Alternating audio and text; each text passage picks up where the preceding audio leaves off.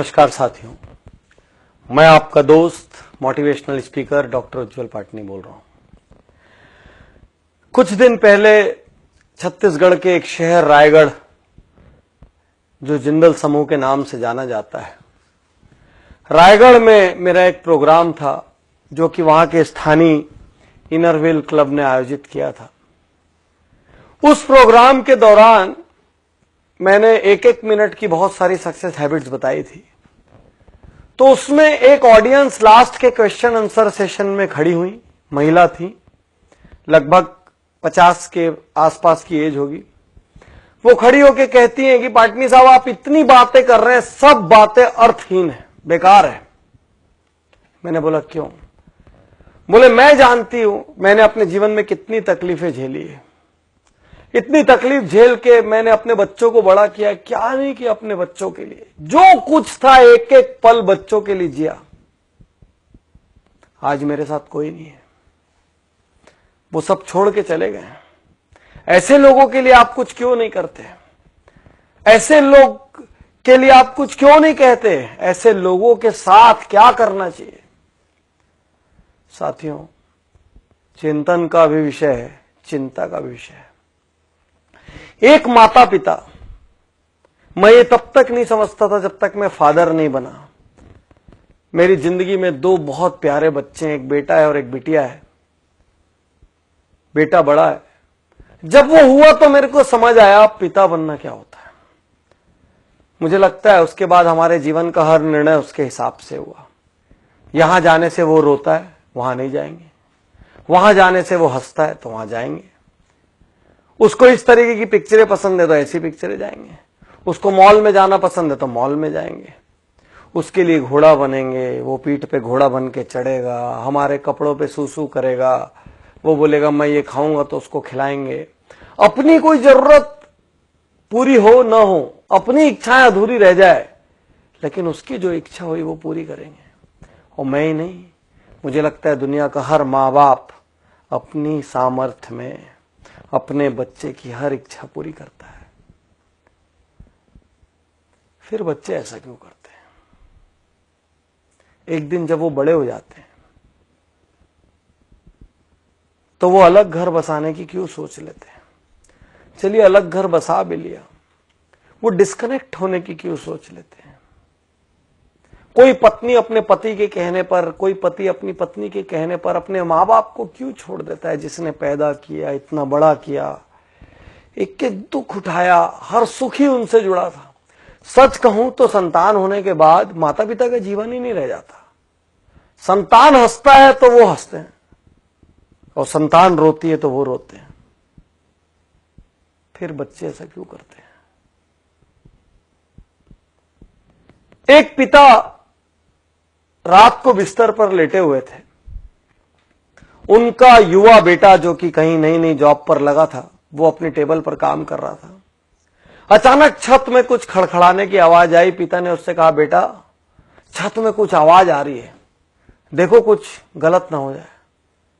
बेटे ने कहा, पिताजी कोई बात नहीं, अब बैठिए, ऐसी बिल्ली बिल्ली होगी। थोड़ी देर बाद फिर आवाज बढ़ी। पिता ने कहा, बेटा आवाज देखो बढ़ गई है, बेटा बहुत चोरियां हो रही है आसपास, थोड़ा सा देख लो। बेटा ने कहा, पिताजी कोई बिल्ली होगी, कोई चूहा हो गया, हवा से कुछ सामान लुढ़क गया होगा, आप सो जाइए। 5 मिनट बाद फिर जोर की आवाज हुई। पिता उठ गए। पिता ने कहा, बेटा देख लेता तो अच्छा होता, कुछ हो ना जाए। और बच्चा जोर से भड़क के कहता है, आपको तो नींद आती नहीं है, आपको क्या है, दिन भर आप सोते रहते हो, आपको कोई काम है नहीं, मुझे तो काम करने दो, अरे जो होगा मैं देख लूंगा, आप चुपचाप सोने क्यों नहीं जाते, इतना परेशान क्यों कर रहे हो? पिता की आंखें गीली हो गई, नम हो गई आंखें। पिता चुप रहे।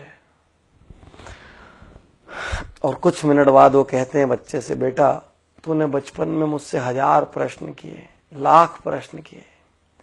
आसमान नीला क्यों होता है, बारिश कैसे होती है, सूरज कैसे उगता है, चंदा मामा में कौन रहता है, गाड़ी कैसे चलती है, पतंग कैसे उड़ती है। बेटा मैं तेरे हर प्रश्न का जवाब देता रहा, कभी नहीं जानता था तो झूठ मूठ का देता रहा, कभी कहीं से पूछ के देता रहा, कहीं से पता करके देता रहा। बेटा मैं तेरे पर कभी गुस्सा नहीं हुआ कि आसमान नीला क्यों होता है, तो तेरे को क्या करना है उससे। बेटा मैंने कभी नहीं कहा, और आज तो मेरी छोटी सी बात से बुरा मान गया। यही तो सच्चाई है दुनिया की। एक संतान के लिए माता पिता अपना हर सुख दांव पे लगा देते हैं, वही संतान बाद में जेनरेशन गैप का नाम दे देती है। वही संतान बाद में कहती है हमारे विचार मेल नहीं खाते। विश्वासघात है ये, गलत है ये। जितना आपकी सामर्थ्य हो उतना आपको करना चाहिए। मैं ये नहीं कहता कि आप श्रवण कुमार बन जाए और कांधे पर उठाकर लेके जाएं, लेकिन जितनी आपकी सामर्थ्य हो उतना आपका दायित्व बनता है।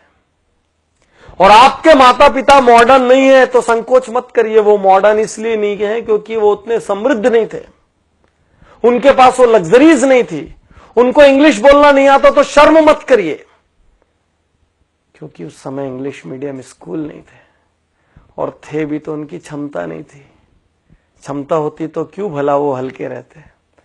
लेकिन आप ये तो सोचो कि उन्होंने आपके लिए क्या किया। उन्होंने ये तो किया कि आपको इतना सामर्थ्यवान बना दिया। अब आपका क्या दायित्व है, छोड़ के चले जाएं।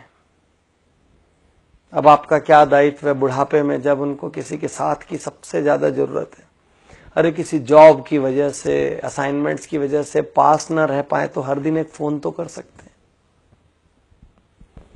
हर कुछ महीने में मिलने तो आ सकते हैं, सारी व्यवस्थाएं तो जुटा के दे सकते हैं कि किसी किस्म की कोई तकलीफ ना हो जाए। बागबान पिक्चर आपने देखी होगी, मुझे उसमें आज भी अमिताभ बच्चन का एक सीन याद आता है, जब चश्मा बनाने के लिए उनका बेटा कहता है अभी पैसे नहीं है, काम चला लो, और छोटा सा बच्चा पैसे लाके देता है कि पापा पहले, दादाजी पहले चश्मे बनवा लो। आपके पास अपनी लग्जरी के लिए पैसा है, अपनी गाड़ी बदलने के लिए पैसा है, अपना बंगला बदलने के लिए पैसा है, नए इंटीरियर कराने के लिए पैसा है, मॉल जाने के लिए पैसा है, लेकिन माँ बाप की सेवा करने के लिए ना तो आपके पास पैसा है ना तो आपके पास वक्त है। सिर्फ एक प्रश्न है, यदि आपकी संतान ने ऐसा किया तो आप क्या करेंगे? यदि आपकी संतान ने ऐसा किया तो आप क्या करेंगे? आप बोलेंगे नहीं मेरी संतान तो कर ही नहीं सकती, लेकिन आपके माँ बाप ने भी तो ये नहीं सोचा था ना कि आप ऐसा करेंगे, नहीं तो आपको दूध क्यों पिलाते, आपको बड़ा क्यों करते जब एक दिन विश्वासघात लेना था। तो आज आप जो कर रहे हैं ना वो कल आपके साथ भी हो सकता है। सोचिए, गणेश जी ने माता पिता के 3 चक्कर लगा लिए थे और उसी से उनका दुनिया का सारा चक्कर हो गया था। माता पिता हैं ये भी भाग्य की बात है, मैं ज्यादा जानता हूं। मेरे पिता का निधन जब मैं बहुत छोटा था तब हो गया था, और जब मैं सामर्थ्यवान हुआ तो मेरी माता का निधन हो गया। मैं सहानुभूति के लिए नहीं कह रहा हूं, मैं दुर्भाग्यशाली मानता हूं कि आज मैं जहां भी हूं, जिस मुकाम पर भी हूं, जितना सक्षम भी हूं, मेरे घर में कोई बड़ा नहीं है वो बांटने के लिए, और वो कमी खलती है हर पल। आज आपके पास है तो ग्रांटेड मत लीजिए। आप किसी देश में जॉब कर रहे हो, किसी शहर में जॉब कर रहे हो, एक कॉल अपने माँ बाप को कर सकते हैं। 2 मिनट के लिए व्हाट्सएप कम कर दीजिए, उस दिन 5 मिनट के लिए फेसबुक मत देखिए, कर सकते हैं। अपनी सैलरी का कुछ हिस्सा बिना किसी स्वार्थ के आप अपने माँ बाप के लिए रिजर्व कर सकते हैं, बिल्कुल कर सकते हैं, हक है उनका, और उनकी सारी जरूरतें पूरी हो जाएं। मैं ये नहीं कह रहा कि आप सब कुछ अपना छोड़ के कर दें, वो तो संभव नहीं है इस युग में, लेकिन जितनी सामर्थ्य है बिना स्वार्थ के कर सकते हैं। आप पूछ के देखिए।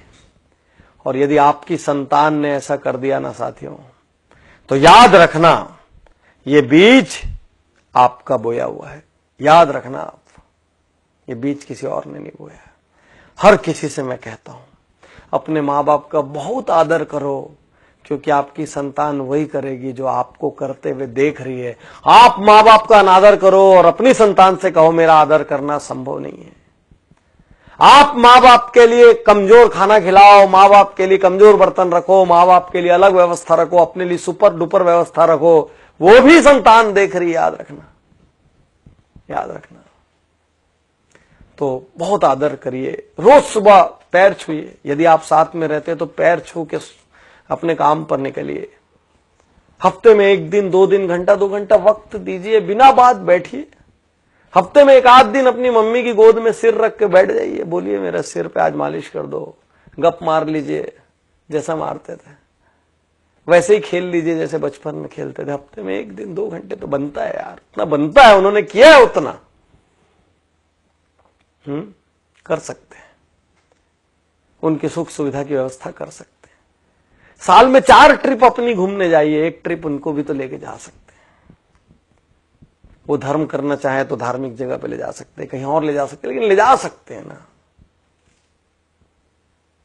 कुछ ऐसा कीजिए ना कि आपके माँ बाप अपनी प्रार्थना में कहें कि हे भगवान, हर जन्म में मुझे ऐसी संतान देना।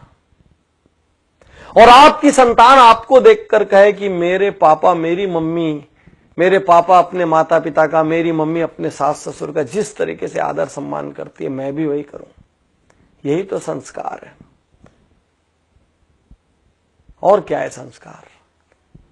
जिसने आपको पैदा किया, जिसने अपनी पूरी जिंदगी होम कर दी आपके लिए, आप उसके नहीं हुए तो फिर आप किसके हो गए? तो साथियों, अब तक जो हुआ सो हुआ, कहीं कमी छूटी गोली मारो, भूल जाओ, आज से शुरू कर सकते हैं। यदि अपना जीवन बनाना है तो अपने माता पिता से प्रेम करिए, यदि खुद आदर पाना है तो माता पिता का आदर करिए। मुझे विश्वास है आज इस वीडियो को देखकर लाखों करोड़ों लोग एक बार फिर अपने माता पिता के लिए वक्त निकालेंगे, और इससे बड़ा उपहार मेरे लिए कुछ नहीं होगा। ये वीडियो मेरी जिंदगी की सबसे कीमती वीडियोस में से एक है, और इसको इतना प्रचार प्रसार करना कि किसी भी जनरेशन गैप के नाम पर, विचारों के विरोध के नाम पर, स्वतंत्रता के नाम पर, इंडिविजुअलिटी के नाम पर जिन लोगों ने मां बाप का तिरस्कार किया है, वो एक क्षण सोचने पे मजबूर हो जाए। इतना तो करना कम से कम। शुक्रिया, धन्यवाद, थैंक यू।